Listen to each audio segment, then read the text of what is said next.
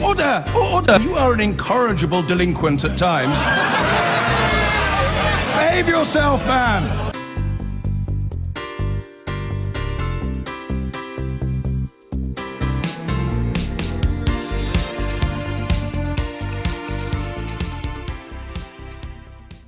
Will the EU referendum be won based on who can scare the public more? Will the referendum be won based on who can scare the public more? That was one of the accusations that was made about scare tactics this week. Dominic Raab. Well, I think we've had a lot of scaremongering from those wanting to stay in, all this talk about a leap into the darkness. I think we need to debate the substance of this. I'm in favour of leaving the European Union, partly because I think if I look at the effect of pulling back democratic control over our laws and our regulation, we'll be able to have the right balance to promote business growth, which is good for jobs, the right balance to make sure we have cheaper energy bills, cheaper food bills, but also be freed up to trade more energetically with the real growth areas in the world like Latin America and Asia. I also, frankly, whether you're on the left or on the right, think you should have stronger democratic control over the laws of the land, and 60% of them now are made in or derived from the EU. So I think the EU has really tested to breaking point the democratic contract, and I think if we go on down that path, we will only erode public trust in our political class even more. The way that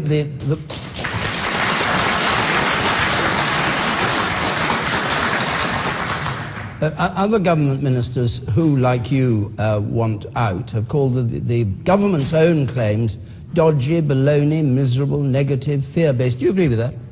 Well, I choose my own words to describe it. I think there is a lot of project fear coming out, almost like a scare story every day, and I don't think anyone credibly believes it. We heard this week the suggestion that we'd be locked out of trade. Actually, if you look at what Britain's former ambassador to the EU, Lord Kerr, has said, there's no doubt we'd keep having a strong trading relationship with the EU if we were out. The CBI have said we'd have a high-level, ambitious free trade deal. And even the Prime Minister has said it would be scaremongering to suggest otherwise. So let's talk about the facts and the substance and enlighten the debate, not try and cast a shadow over it. And was Ian Duncan Smith, who's one of your Brexit ministers, was he scaremongering when he said UK would be more vulnerable to Paris-style terror attack if we stayed in the EU? Is that true? I think there's a real issue around border controls, and if you look at what Rob Wainwright, who is the head of Europol, has said, he says we've got 5,000 terrorist suspects or people who have been to terrorist camps who have been out there and come back, and they're flowing freely, or at least potentially, because we haven't got control of our borders. So I think the border control issue does have an implication for security, yes. Okay. John Mcdonnell. Well, I just think both sides now should just calm down a bit. I think most of us just want a sensible, rational debate and discussion.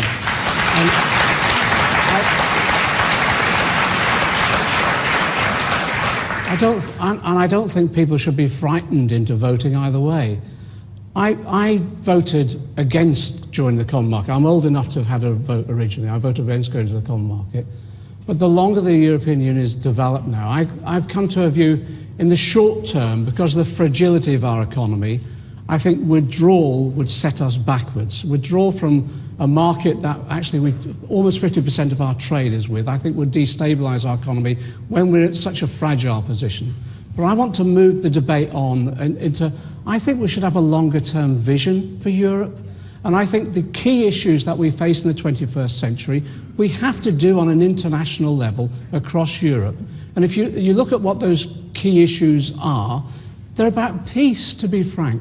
People just accept peace for granted within Europe. And we can't, it's only 70 years ago, my father was in the British Army. Before that, my grandfather was in the First World War. Europe has secured us peace, and by including more and more states in the European Union, we consolidate that peace. Just trying to work out where you stand on this. Well, you said something rather interesting. You said, in the short term, I think we should stay. Do you mean in the long term, Labour's policy would be to pull out? I'm trying to say two things. One is, in the short term, I think there are risks, and I don't want to. Are you going to vote in or out? I'm going to vote in, but let me finish my point, David, if I can. In the long term, I think we've got to pitch this debate on the long-term future of our country and Europe. And the long term, the advantages of these, that we continue to secure peace, that the big issue that's facing us now is climate change. We can only tackle that on a European basis and globally In addition to that, mass migration. We've just seen the problems that we've got now. We can only do that through cooperation. But also, I have to say as well, there's this argument we've ceded sovereignty to European institutions. We've ceded sovereignty to multinational corporations. And the only way we can tackle them and bring them under some form of democratic control, including making sure they pay their taxes, is on a European scale. So on those bases, both short-term and long-term, my view now is we remain in. Okay. You said, man with respect, please. But John, you say that you want to stay in the European Union to give more democratic control over business. But whilst we're within the European Union, it's illegal to expand state ownership of business. So how does that aid democratic control over business? That's a great question. If we stay in, we've got to have our reform agenda. And what's interesting, right the way across Europe now, we're working with socialist and social democratic and other progressive parties to develop that reform agenda, which means ensuring more democratic control at the local level, subsidiarity really works, but also come to common agreements how we democratically control, for example, the flow of capital, ensuring that we get the long-term investment that we need that shares prosperity right the way across Europe. All right. We can only do that on a European basis. Jermaine, do you think that the parties are trying to scare the public in how to vote?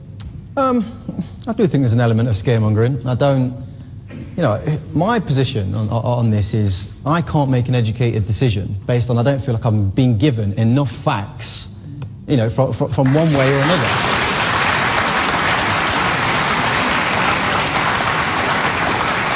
And it's hard enough as it is.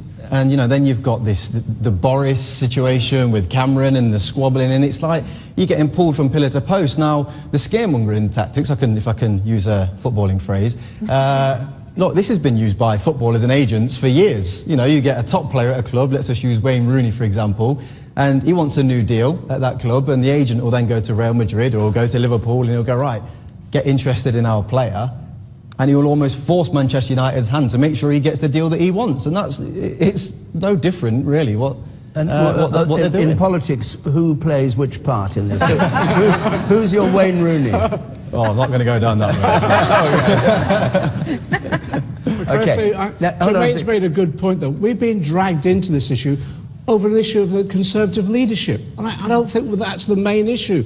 And that's what's happening. We're seeing a fight between Boris and Osborne, which I think is detracting from a proper debate that we should be having, a rational debate. In fairness, there is only... In fairness, whether your view is that you want state ownership or, like me, you want to see more free enterprise model, the truth is it's only this government that has given you all, whether you're in this room or watching at home, a say, a voice, the choice. And I think it's a once-in-a-generation lifetime. I think John and I and all of the panellists want to shed some light on it, not to shed the shade of darkness and all the rest of it. But actually, in the last analysis, you're the ones that have the say. And in fairness, I disagree with the Prime Minister on this, but I would pay huge credit to him to giving the British people a say after 40 years.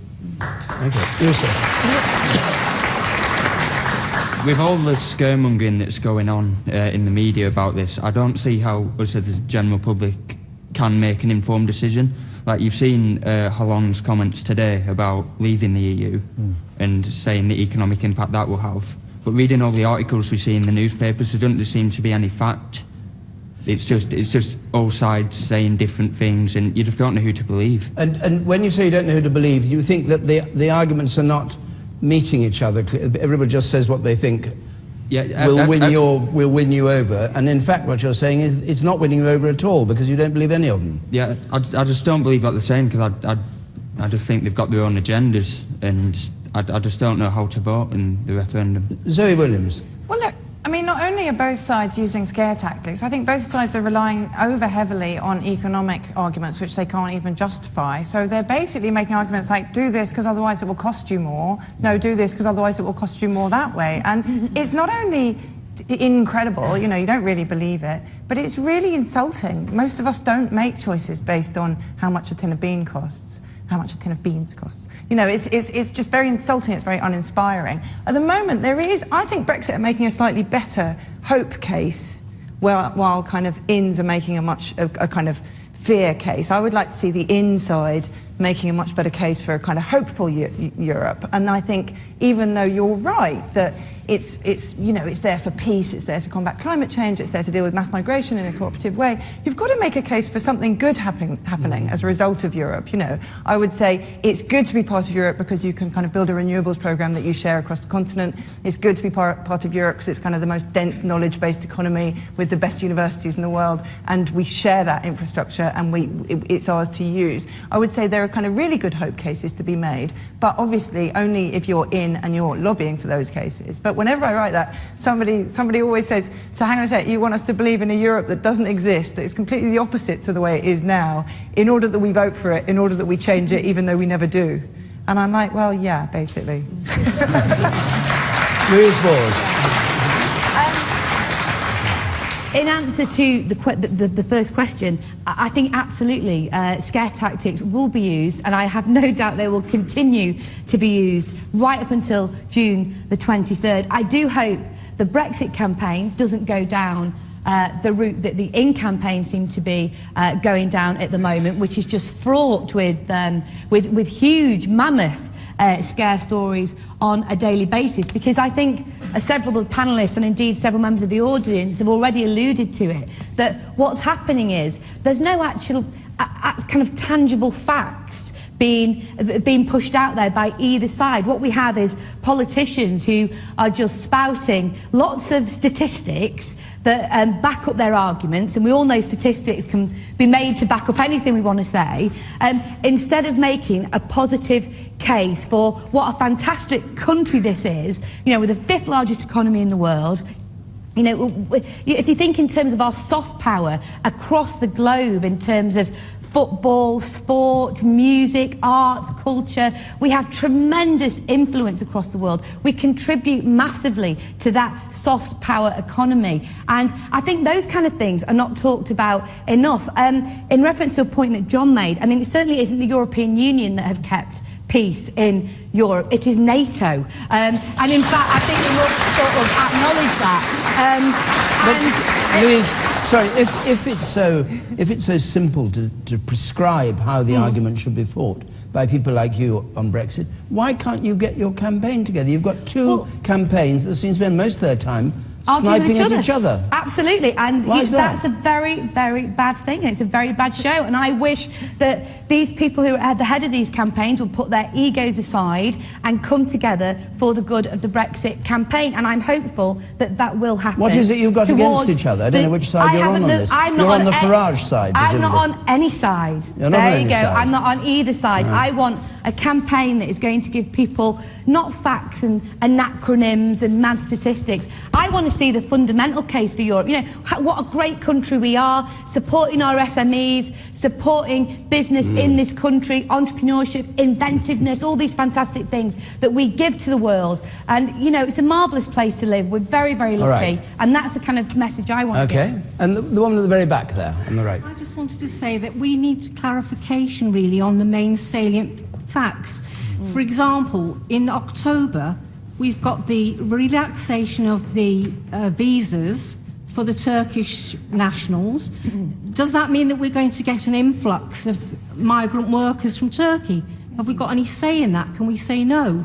I mean, we all have to bear in mind that one of those, you picked up a really, really interesting point. One of the things that everybody's pushing for, including Mr Cameron, is for Turkey to be a full member of the European Union. And that opens our borders to another 75 million people, which, you know, we have to look at our infrastructure and our public services, which in many places here in the Northwest are, you know, are at capacity. Could we really cope with that?